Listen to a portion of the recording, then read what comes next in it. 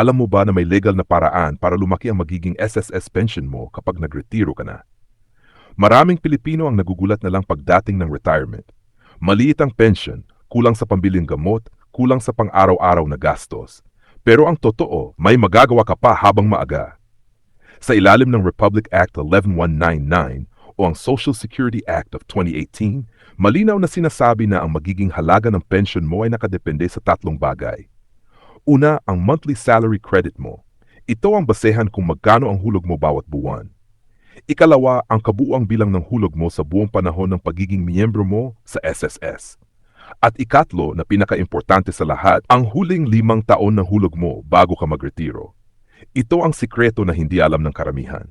Kaya ang ginagawa ng iba na may kaalaman, pagdating ng edad na 55, nagiging voluntary member sila. Ibig sabihin, kahit wala ka ng employer, ikaw na mismo ang magbayad ng hulog mo. At may control ka kung magkano ang ihulog mo, basta pasok sa patakaran ng SSS. At dito pumapasok ang tamang estratehiya. Hindi mo pwedeng biglayin ang taas ng hulog mo. Bawal ang sobrang laki agad. Bawal ang daya. Bawal ang talon diretso sa pinakamataas. Ang tamang paraan ay dahan-dahan.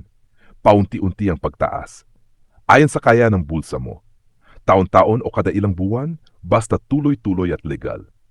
Halimbawa, kung ngayon mababa pa ang hulog mo, maaari mo itong itaas ng unti-unti hanggang sa makaya mo bago ka mag-60. At dahil ang huling 5 taon ang basyehan ng SSS sa pagkukuwenta ng pensyon, kapag mas mataas ang hulog mo sa panahong iyon, mas malaki rin ang magiging pensyon mo habang buhay. Simple lang ang ibig sabihin nito. Kapag maliit ang hulog, maliit